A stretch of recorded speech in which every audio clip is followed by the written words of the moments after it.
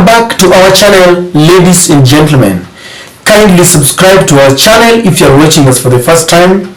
And to those who support our channel, to all our subscribers, I want to say thank you. Kindly continue in the same spirit. Dr. William Samuel Ruto has created tension in this nation. You go to every corner, every office, every sector, there is palpable tension, courtesy to his unpopular bills and the appetite and intent to increase and impose taxes on basic commodities. Some people have already resigned because they could not compromise their position.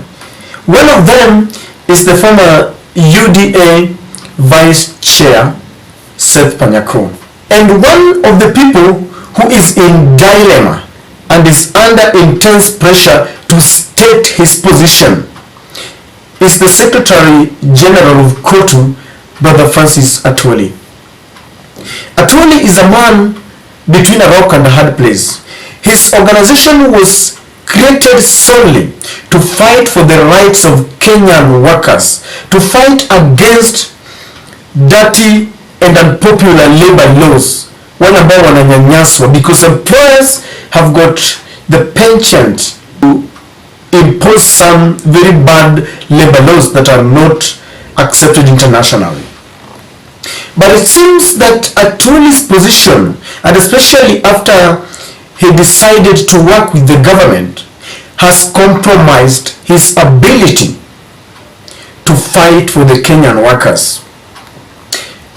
Before William Ruto ascended to power, Atwoli was inclined to the Azimio. They worked together. In fact, it's the one who used to organize for rallies in the Mulembe nation when Azimio were coming for rallies. And he had declared that William Ruto would not ascend to power.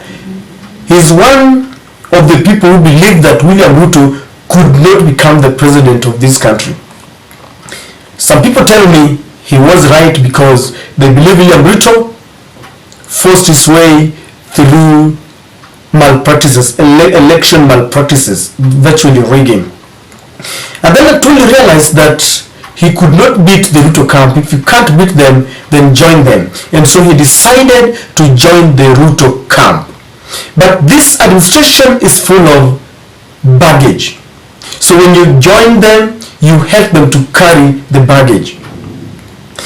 When William Ruto ascended to power, one of the things that he did was to increase the NSSF fund from 200 shillings, I think, to the mandatory 6% of employees' salary.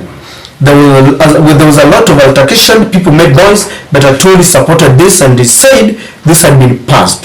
But that was just a warning bell. He had sounded a warning bell that he was ready to work with this government. Before he joined the government, Atwoli used to work closely with Raila Odinga to fight for the rights of Kenyans, to fight for the rights of the Kenyan workers. In fact, he has always claimed that anytime there is an altercation within the country, post-election violence, maybe the opposition and the government do not hear and do not read from the same page, then he says that it is the workers that feel the pain. And he usually says that those who are paid wages, wale ambao wanafanya kazi ndogo ndogo. As we speak today, Atwoli has abandoned that course, and the person who has been left with the burden is Raila Odinga. As William Ruto proposes the unpopular bills, unpopular laws to increase taxes, especially the tax on fuel products and the 3% deduction on workers, Atwoli does not know which side he should stand, because you can't have your cake and eat it, or you can't eat your cake and have it. I don't know how it goes. Yesterday, trade unions that are affiliated to COTU, because COTU is simply the central organization of trade unions. All the trade unions work, most of them work under the umbrella of COTU, because Francis Atwoli is the overall secretary. Each and every trade union has got their own secretary, whether it is Kudeha, whether it is the NAT, whatever, they have their own secretary generals. But then they unite together to form one big umbrella called COTU. And Atwoli is the father of all of them. So yesterday, all the other trade unions went to the streets, took to the streets to protest Ruto's appetite to deduct them forcefully 3% levy on what he calls an attempt to give Kenyan workers affordable housing. But Atwoli is very silent on this.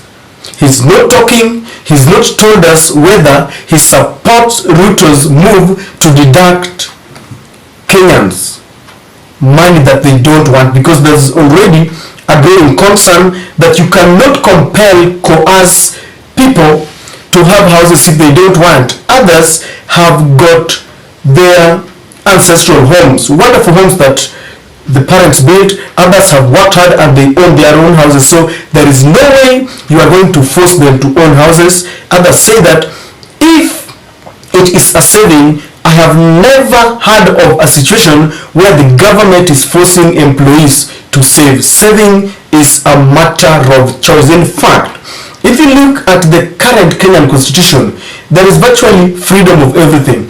Even in the case of our clergy taking advantage of their flock, there is freedom of conscience, so that you choose which religion and church or Muslim that you, whichever religion that you want to go to. There is no need and there is no way the president can impose taxes and claim that he's forcing people to own houses. So Brother Francis Atwoli is one person we are waiting to hear what he's saying. The growing concern here is this: all the other trade unions that are affiliated to COTU are already in the streets fighting for the rights of workers, protesting against these illegal moves to tax them, to increase taxes and even to deduct them some money. But he is quiet, yet is the father of all this. And one thing that is crystal clear is that you cannot serve two masters. He cannot serve the government and carry the baggage of the corrupt government, the baggage of increasing taxes, of trying to deduct money from Kenyan workers, and at the same time protest against it. He has to decide. This is the reason why Seth Panyako had to resign, because look at it, he was walking a very tightrope. He is the Secretary General, I think, of, is it doctors or nurses? I think it is nurses, if I'm not wrong. And nurses are protesting. They don't want the government to deduct them any amount of money against their will. Yet as a vice chair, as an official within the UDA party, whenever they hold meetings, William Ruto is telling them that they have the responsibility to orchestrate, to champion the cause of this government. So Seth Panyako was required to lead proponents of this bill to support deduction of money, the 3% from workers. Workers he represents as a union leader, as one who is going to fight for their rights. So when he's with the UDA, he is championing that workers should be deducted. But when he's with the workers, he's got another hat, that is the Secretary General, and so he's fighting against it. There was no choice but to decide on which side he was, either the side of the oppressor, which is the government, or the side of the oppressed, which is the Kenyan worker. And he decided to stand with the Kenyan workers.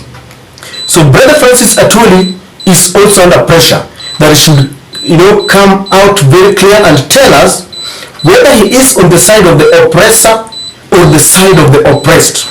He must tell us whether he's supporting the deduction, the illegal deduction on Kenyan workers that are already overburdened, or he is against it and therefore he is fighting for the rights of the workers. And he should come out and tell William Ruto If this is not going to happen, then I want to submit to you, then he has no business being in that office. Because as I said earlier, COTU is an avenue where workers take their plights, where workers can go and their rights that are being violated are looked into.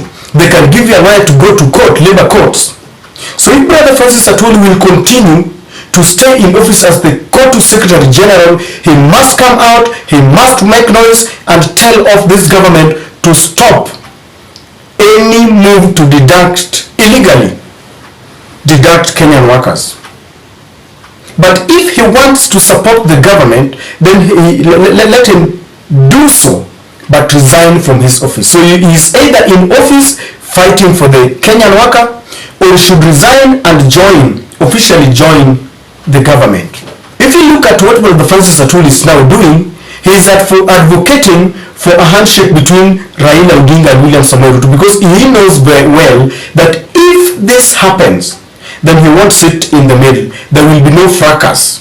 There will be peace, tranquility and harmony, and therefore he will be seen as a man who is now, right inside the government, atakuwa ndani. But as it is, people tend to juxtapose the Atwoli that we knew fighting for the rights of the oppressed, and the Atwoli that we know now dining with the mighty and high, dining with the oppressor. And that is what Atwoli wants. Unfortunately for him, supporters of Raila are telling Raila that if he goes for any kind of handshake, he will go there alone, because they don't want to be with William Samoei Ruto, a man who they've disguised as very dishonest. I'm yet to hear Atwoli telling off Deputy Brigadier Gachagua that this government is not a company for those who voted for them, that this government belongs to those who are paying taxes regardless of their political affiliation. So ladies and gentlemen, Francis Atwoli is under pressure to resign. Which way? Is he going to resign and advocate fully for this government, help the government carry the baggage, or is going to remain strong and start advocating for the workers, because that is the reason why he was voted in? And what message do you have for Francis Atwoli? Please share with me on the comment section.